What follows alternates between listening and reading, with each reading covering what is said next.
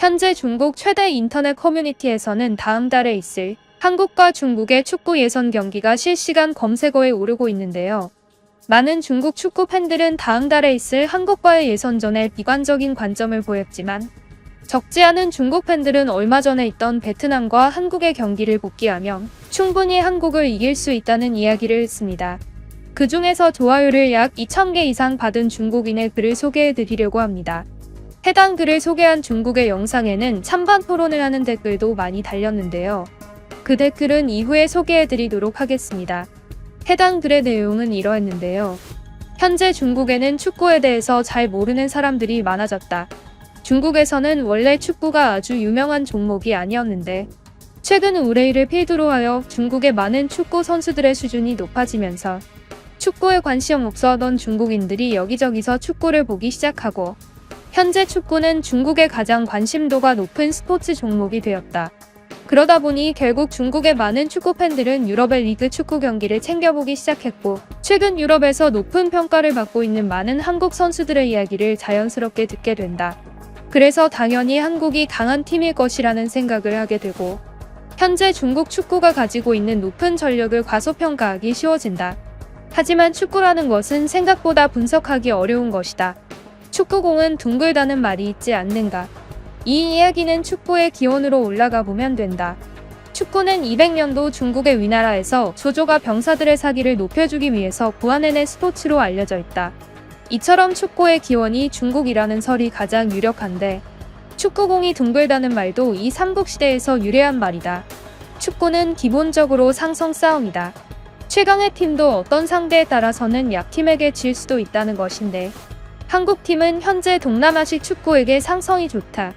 하지만 이러한 방식의 축구는 유럽이라던가 강팀을 만났을 때 힘든 경기를 할 확률이 높다는 것이다. 이번 베트남과의 경기에서 베트남이 실수한 것을 볼 수 있는데 그들은 너무 많은 유럽파 선수들에게 압도된 나머지 엄청난 실수를 저질렀다. 일단 손흥민이라는 이름의 네임밸류 때문인 것인데 그들은 손흥민이 공을 잡으면 무조건 그곳으로 5명이 넘는 수비수가 달려들었다. 그런 행동은 수비수의 구멍을 만들어내기 쉽고 그러한 움직임은 손흥민의 동선을 많이 차단하긴 했지만 다른 한국 공격수들에게 빈틈을 엄청나게 많이 내주게 한 원인이 되었다. 그리고 결과적으로 그들은 손흥민을 완벽하게 마크하려고 했음에도 불구하고 손흥민이 한 골까지 넣어버리는 참사가 벌어졌다. 베트남의 이러한 경기 내용은 우리 중국 선수들이 현재 많은 분석을 하고 있을 것이라고 생각한다. 한국은 이미 손흥민의 네임밸류를 두고 그에게 집중되는 수비수들의 움직임을 파악해서 손흥민이 아닌 다른 공격 포인트를 집중적으로 이용하려고 하는 작전을 쓰고 있다. 하지만 중국이 손흥민이 공을 잡더라도 그에게 집중적으로 붙지 않는 방식의 플레이를 한다면 한국은 절대로 지금과 같이 좋은 플레이를 할 수 없을 것이다. 베트남과 한국의 전체적인 경기 흐름을 봤을 때 한국이 절대로 베트남을 잡고 흔들었다고는 볼 수 없는 경기 내용이다. 최근 베트남과 중국의 경기를 보면 중국은 2대0으로 이겼음에도 불구하고 베트남을 경기적 내용으로 확실히 이긴 것을 볼 수 있다. 우리나라에서는 우레이에 대한 찬사가 많지만 다른 나라에서는 솔직히 상대적으로 손흥민보다는 우레이의 네임밸류가 떨어지는 것은 사실이다. 그들은 우레이가 공을 잡았을 때 집중적으로 수비를 하지 않았고 우레이가 날뛸 수 있는 공간을 내어줬다. 그럼에도 균형이 꽉 잡힌 중국의 공격 수진들은 압박을 지속하면서 경기의 전체적인 내용을 승리로 이끌어갔다. 이 글을 보는 많은 사람들이 말도 안 되는 소리라고 할 것을 알고 있다. 하지만 이는 실제 중국 축구 분석가들이 제시한 내용이다. 이러니 저러니 하더라도 결국 중국 축구는 다음 달 한국과의 예선전에서 충분히 보여줄 것이라고 생각한다. 현재 한국의 수비는 구멍이 숭숭 뚫려 있고 최근 베트남과의 경기에서도 한국은 수비에 구멍이 많다는 것을 여실히 보여줬다. 그들에게 다행인 것은 베트남에서는 1군이 나오지 않았기 때문에 그러한 수비 구멍을 골로 연결시킬 수는 없었다. 한국팀은 현재 중국을 매우 약팀으로 과소평가하고 있으며 중국팀은 분명 놀라운 경기력으로 한국을 압도시킬 것으로 보인다. 중국은 오래전부터 강팀에 강하고 약팀에 약했던 팀이다. 이번 한국과의 예선전은 그간 있었던 중국 축구에 대한 의심을 한 번에 날려버릴 터닝포인트가 될 것이고 그 경기 이후로 아시아의 최고 축구팀이 어디인지 가려낼 수 있을 것이다. 정말 기대가 되는 예선전이 아닐 수가 없다. 라는 글이 올라왔습니다. 하지만 이 글에는 찬반 토론이 진행되었는데요. 한 중국인 축구팬은 이런 글이 결국 중국 축구의 가장 큰 문제점이라고 이야기하는 답글을 달았습니다. 해당 글의 내용은 이러했는데요. 확실히 최근 중국에서 축구가 대세 스포츠가 된 게 맞는 것 같다. 너처럼 축구에 대해서 아무것도 모르는 애들이 분석하랍시고 글을 써대는 것을 보니 말이다. 나는 중국에서 축구가 유명해지기 한참 전부터 축구를 봐온 사람이다. 중국은 아시아에서 최고였던 적이 단 한 번도 없다. 기본적으로 아시아 축구는 일본과 한국이 최고였고, 현재 한국은 아시아 최고의 선수진들을 가지고 있기 때문에 현재 일본 본토에서도 한국의 축구 실력을 과소평가하지 않는다. 사실 정말 팩트를 알려주겠다. 한국과 일본은 중국을 견제해야 할 축구팀으로 생각조차 하지 않는다. 그들은 우리에 대해 전혀 무서워하지 않는다는 것이다. 만약 당신의 글이 강팀이 약팀을 너무 무시한 나머지 방심해서 져버리는 그러한 상황을 이야기하는 것이라면 그것은 이번에 절대로 적용되지 않는다. 아무리 축구공이 둥글다고 해도 기본적인 전력 차이라는 것이 있다. 대학교에서 취미로 축구하는 팀이 아무리 열심히 뛴다고 한들 중국 국가대표팀의 2군 3군이 대충 뛴다고 해도 이길 수 없을 것이다. 이런 글마다 항상 이야기하는 것이 우레이가 중국 공격의 축을 담당하고 있다는 것인데, 사실상 우레이는 중국 축구계에서도 굉장히 평이 좋지 않은 상태이다. 그는 스페인 리그에서 퇴출당한 이후로 폼이 예전으로 돌아오지 않고 있다.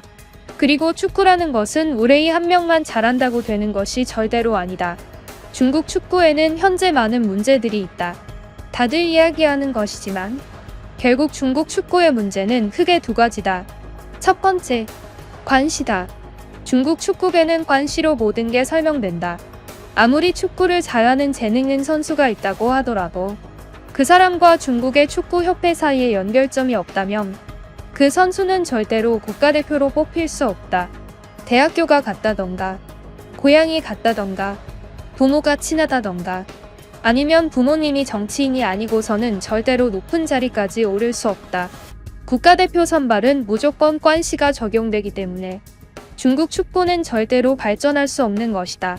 그리고 두 번째 이유는 당신과 같은 축구 팬들이 너무나도 많다는 것이 이유다. 아무리 봐도 현재 중국 축구는 갈 길이 먼데 당신과 같은 중국 축구 팬들이 계속 우리는 올라갈 곳이 없다면서 허무맹랑한 성취감을 느끼고 있고, 이러한 문제는 우리 중국 축구팀에게 채찍질을 전혀 하지 않으며 오히려 더 큰 성취감에 빠지게 된다는 것이다. 최근 우즈베키스탄에게 졌을 때에는 우리의 축구 실력이 부족한 것을 이유로 들지 않고 그들이 폭력적인 축구를 했으며 심판이 우즈베키스탄을 편파하여 판정해줬다고 하면서 정신승리를 하는 것들, 그러한 문제들은 중국에 항상 있어왔다. 현실을 직시하는 것이 꼭 필요하며 중국 축구 팬이 선진적으로 변하기 전까지는 절대로 중국의 축구가 발전할 수 없을 것이다. 정말 안타까운 이유는 중국에도 축구를 나처럼 진심으로 좋아하는 사람들이 많다는 것이다. 하지만 그러한 진짜 축구 팬들의 공통점은 그 아무도 국가대표 경기를 찾아서 보지 않는다는 것이다. 우리는 그냥 유럽을 직접 가서 유럽 리그의 경기만을 볼 뿐이다. 우리 같은 진정한 축구팬은 중국의 국가대표전에 대한 기대감이 전혀 없다.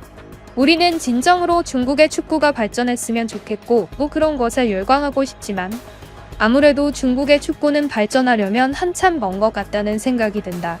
내가 이런 긴 글을 쓴다고 달라지는 것은 없겠지만 나도 월드컵을 재미있게 보고 싶고 다른 나라 경기만 보는 것에 정말 질려버려서 이런 글을 남겨본다. 라는 글이었습니다. 꽤나 진심이 느껴지는 글이었는데요. 그럼에도 불구하고 해당 댓글은 싫어요가 많이 눌리면서 댓글 리스트 하단으로 내려갔습니다. 해당 댓글에는 이러한 답글들이 많이 달렸는데요. 답글들의 내용은 대부분 이러했습니다. 어딜 가나 자기가 가장 축구를 사랑한다는 식으로 포장하는 가짜 중국 팬들은 넘쳐나. 얘네들이 항상 하는 말은 똑같지. 나는 너희가 축구를 보기 시작하기 한참 전부터 축구라는 것을 좋아했다고. 정말 웃기지. 그들은 정말 하나같이 중국의 축구를 욕하기 바빠. 왜 그런 걸까? 그들은 자기들이 오래전부터 유럽의 축구를 봐왔다는 것에 대한 엘리트 의식과 우월감을 느끼는 것 같아. 겨우 축구를 어릴 때부터 봐왔다는 이유 하나만으로 우월감을 느낀다는 것은 웃기지. 분석이라고는 하나도 하지 못하는 사람들이 말이야. 어쨌든 결과는 다음 달에 보여질 거야.